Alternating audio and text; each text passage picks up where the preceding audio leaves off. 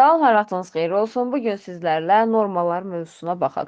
Müasir Azərbaycan ədəbi dili onun dəyişməzliyindən, sabitliyindən irəli gələn mükəmməl, sabit normalara malikdir. Bu normalların müəyyən tarixi təkamül nəticəsində əmələ gəldiyini xatırlamaq yerinə düşər. Onlar həmçinin dialekt, şivələrdəki, xalq danışıq dilindəki qeyri-mükəmməl və qeyri-sabit normalardan fərqlənir. Dilin daxili quruluşunu onun fonetikası, leksikası və qrammatikası təşkil edir. Ədəbi dilin aşağıdakı normaları var. Hansılardır?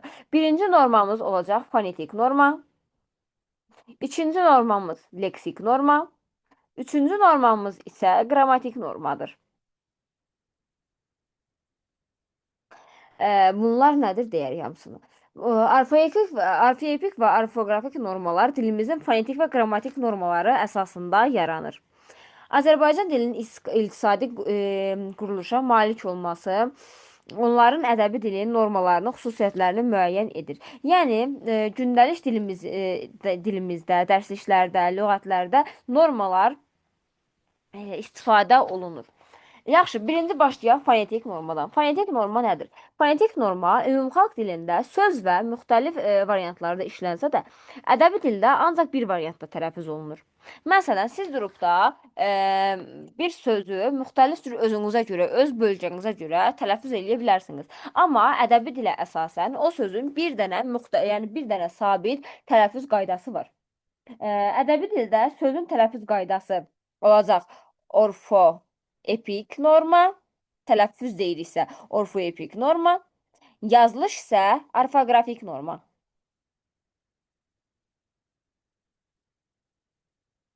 Və dildə bu normalar hər ikisi də hansı normanı ifadə edir? Fonetik normanı yaratmış olur.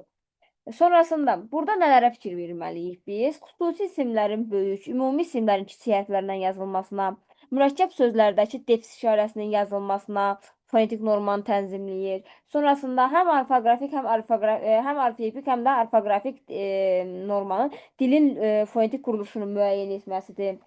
Sonrasında fonetik normada dəyişmə gecə olur. Hər bir dildə olduğu kimi Azərbaycan dilində də bir sıra sözlərin tələffüzü ilə yazılışı arasında müəyyən fərqlər var ki, bu da artıq orfoqrafik normaya, orfoepik normaya gətirib çıxarır. Məsələn, necə tapacağıq biz sözdə fonetik normanın pozulub və ya pozulmadığını? Belə bir söz veririk. Gətirib də yazacaq sizə. Çiyələk, çiyələk, gözəl, məsələn, çiyələk qəşəng dadır. Artıq bu sözə baxın, qəşəng yazmışam, bu birincisi, n ilə yox. Burada artıq qəşəng sözündə qəşəng yazılmalı idi. Olacaq, deməli, orfoqrafik normamız pozulub, çünki yazılışda səhvlik eləmişəm. Çiyələk sözdə çiyələk formasında yazılmalı idi. Deməli, burada yenə orfoqrafik normanı pozmuşam. Yəni, fonetik normanı ümumilikdə bu cümlədə iki yerdə mən fonetik normanı pozmuşam. Sonrasında keçək indi sizlərlə leksik normaya. Leksik norma nədir? Leksik norma sözün düzgün yerində işlədilməsidir. Müasir dilimizdə lüğət tərkibi olduqca zəngin olduğu kimi, dilimizin əsl türk sözləri ilə yanaşı, həm də məzmun türkləşmiş ərəb, fars və ya digər sözlərlə istifadə olunur.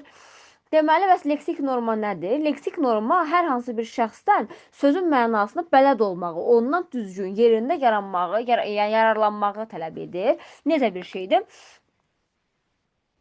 Belə deyim sizə. Məsələn, deyirəm ki, quş havada qaçırdı. Burada axırda baxın, quş havada qaça bilərmi? Məntiqlə fikirləşin. Quş havada qaça bilərmi? Xeyr. Deməli, burada leksik norma pozulub. Quş havada uçurdu olmalı idi.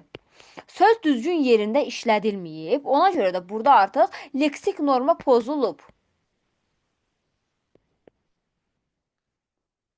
Sonrasında hər bir söz tarixi inkişaf prosesi nəticəsində müəyyən məna, məzmun qazanır. Yersiz təkrarlar, artıq sözlər leksik normanı pozur. Məsələn, deyirəm ki, yaşlı qocalar yoldadır.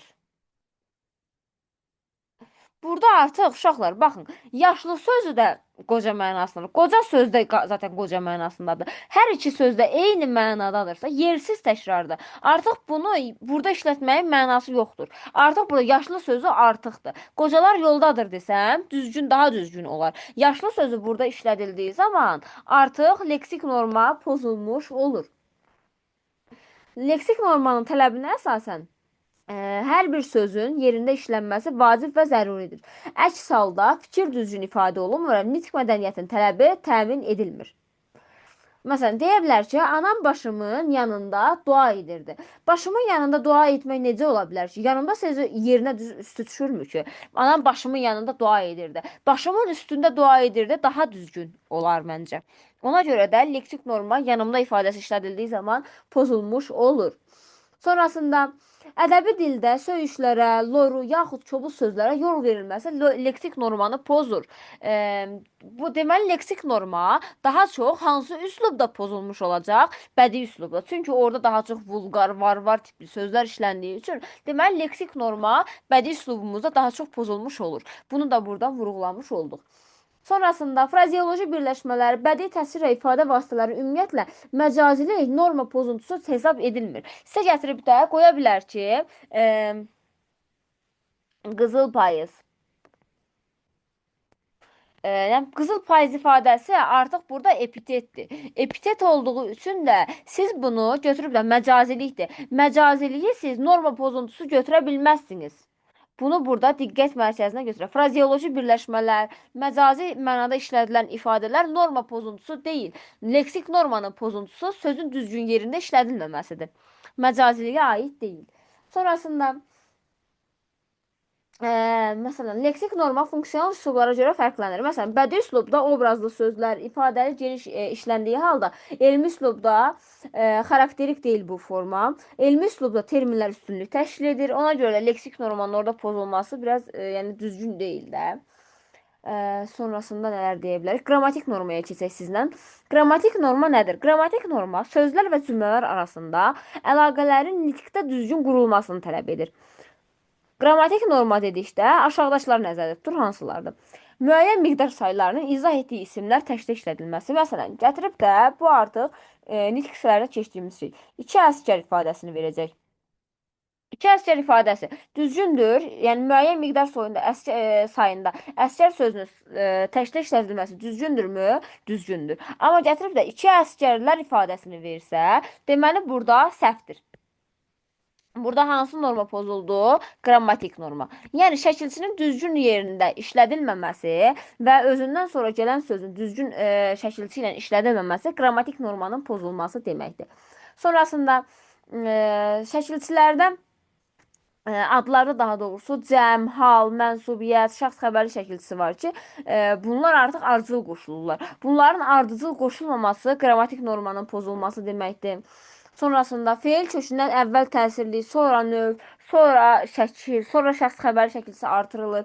Bu ardıcıllıq pozulduğu zaman deməli artıq qrammatik norma pozulmuşdur. Sonrasında bir yerdə Azərbaycan dilçiliyində belə bir qayda var ki, nə inkar bağlayıcısından sonra gələn feil təsdiqdə olmalıdır. Məsələn, deyirəm ki, nə danışır, nə dinir, nə də dinir.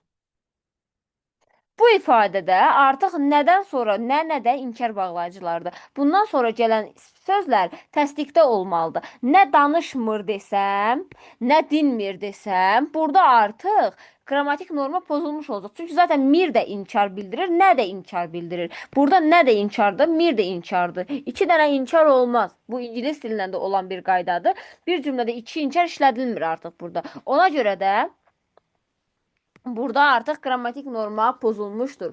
Sonrasında mübtəda ilə xəbər arasında şəxsə, müəyyən dərəcədə kəmiyyətə görə uzlaşma qrammatik normanı pozur. Məsələn, deyirəm ki, müəllimlər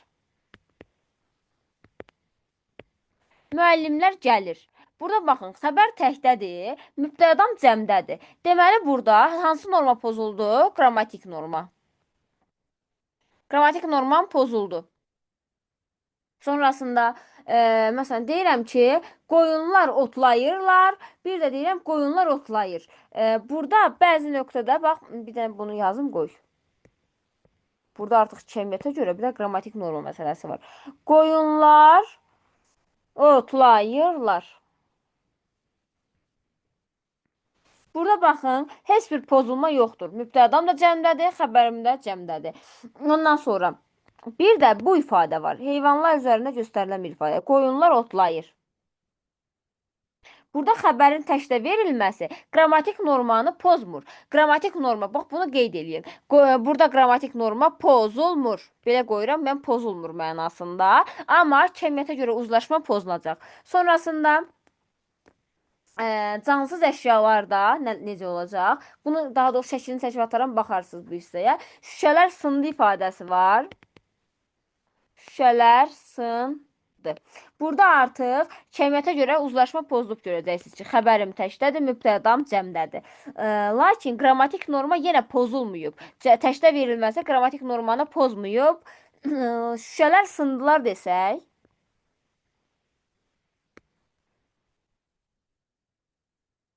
şüşələr sındılarda isə cəmiyyətə görə uzlaşmam pozulmayıb, xəbərim cəmdədir, mübtədam cəmdədir. Lakin artıq bu cansız əşya silsiləsində bu ifadədə qrammatik norma pozulub, şüşələr sındılar ola bilməz. Deyə bilmərik yaxud bir normal dil olaraq. Düzdür, cəmiyyətə görə uzlaşmada cəmdə işlətməliyik. Amma dilimizdə işlətməyimizə görə şüşələr sındılar deyəmərik, yaxud şüşələr sındı. Məktəbin şüşələri sındı deyirsən. Məktəbin şüşələri sındılar deyə bilmirsən. Ona görə də qrammatik norma burada pozulub. Səhv qoydum bunu. Belə x qoyuram ki, pozulub deməkdir. Sonrasında cümlədə sözlərin nitq hissəsinə görə düzülüşündə ilk növbədə mübtəda cümlə üzvlərinə görə düzülüşündə ilk növbədə mübtəda gəlməlidir. Sonrasında tamamlıq, daha sonra xəbər təyin olmağı üzrə də ən sonda xəbər gəlməkdir. Əgər bu ardıcıllıq pozulursa, burada da artıq qrammatik norma pozulmuş olur. Sonra eyni sözün təkrarından əmələ gələn sifətlərin izah etdiyi ismin cəmdə olması məsələsi var. Yəni ümumiyyətlə nitq hissələrində oxuduğumuz, öyrəndiyimiz cəmlik, yəni hansı isimdən sonra, hansı saydan sonra isim cəmdə gəlməlidir, təkdə gəlməlidir və s. bu ifadələr qrammatik normanın pozulmasına səbəbdir. Ümumilikdə bu qədər. Hər hansısa bir sualımız olsa, dərs zamanı baxarıq.